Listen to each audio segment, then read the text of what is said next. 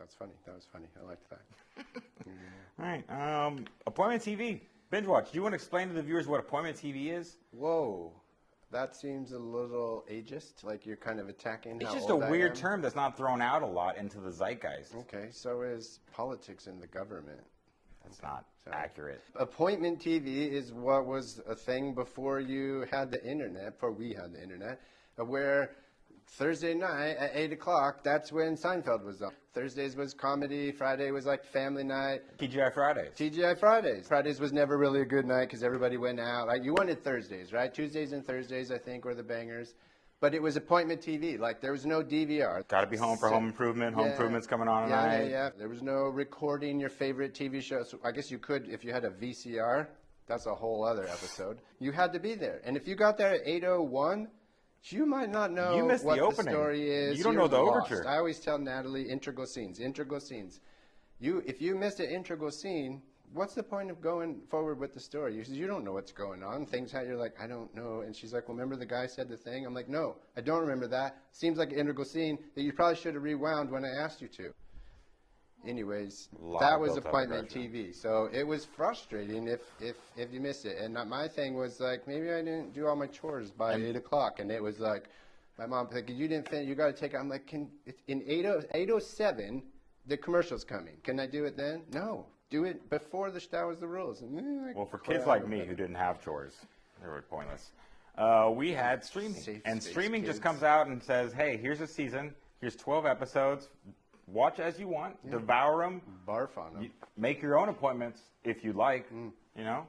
Or not. Appointment TV, there's something nice about it. As far as like, sometimes when I binge watch a show, I binge watch it in a day, the 2 days after it came out, and now I'm waiting 8 months for the next season. And I watched Ozark season 1 and 2, and I binge watched it. Okay. I haven't watched season 3 or 4, just because it seemed like so much just to get back into the story. Yeah. Whereas Appointment TV, it was coming out every week. Yeah.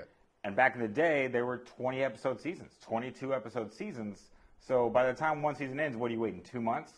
So the story's still fresh in your brain. So I think there's something positive about that. I mean, listen, I would love to be American and disagree with you and fight with you, but I agree. If I had to choose, I like the binge. I prefer the binge than the appointment TV, but we do the same thing. We binge everything. 10 months later, 11 months, 12 months, whatever, the next season comes out. Natalie remembers everything, and I'm like, what show is this? Who are these people? And so she's skipping the recaps, and I'm like, no, I need the recap. I don't remember. We've watched so much stuff since then. So like that's a tough part of it. But I don't know. I'm also a good old-fashioned American, and I want it now. So I like the idea of choice and being able to binge everything and watch it 3 or 4 times and watch it again before season 2 comes out. It's freedom. It's freedom. Appointment TV hasn't gone away. They still offer appointment TV, so it's not like it's going away. Like I know Disney, every time they release their new Andor, their Obi-Wan series, they're releasing on a weekly basis. So I guess that's the best of both worlds, right? Because then you can wait and watch it all at one time, or you can watch it at once a week, and then it's there forever. I'm doing that with Last of Us. I watched first 4 episodes, and now I'm waiting for the next 4. Like I just Okay. Yeah. We haven't started that one yet, but yeah, Natalie and I, we're kind of in that phase of going back and rewatching old shows. We're doing Mad Men right now. I hate that show. Do you really? So You want to know what problem is? Nothing happens. The biggest story about the day is they overcook their eggs, and it ruined their fucking day. So, like nothing ever happens. Right. There's no story. Travis is right. Nothing happens, right? I don't even know what season. Now he's like, do you remember where we left off? I'm like, does it really matter? Does it matter? It doesn't matter. The one girl whose name I can't even remember because that's how much story there is not. She has a storyline. The one that's the girl who they like. If you don't have like a job, you're called the girl. That's pretty cool. Good old joke, days. not cool.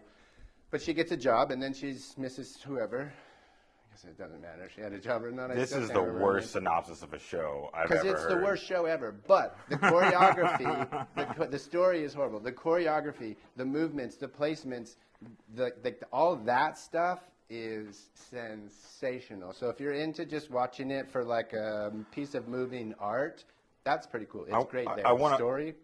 I want to move on from this topic, but I have to. I have to harp on. Like I come from stage acting, so I know the whole choreography.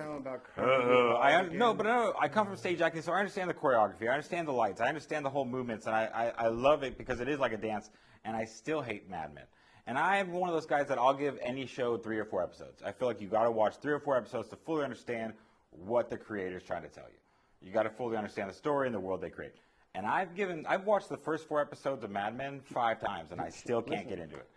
So what if you tried again with that knowledge of like, well, I'm just going to enjoy the visuals and the choreography of it all. And I keep saying choreography. Now that I had this conversation, in TV business and movie, it's called blocking. Like when you set up and you're making sure everyone's in the right spot and the stuff is in the right spot and the signs aren't busting out of your head. That's all blocking, right? On Mad Men, I think it's transcended blocking to choreography. It's choreographed. This is happening right now, you guys. It's a good thing we're shooting a show. Alibi. Oh wait, hold on. Oh, this is a canceling of an emergency alert, so I guess that's good news. They found him. They found him. They found him. They found the guy.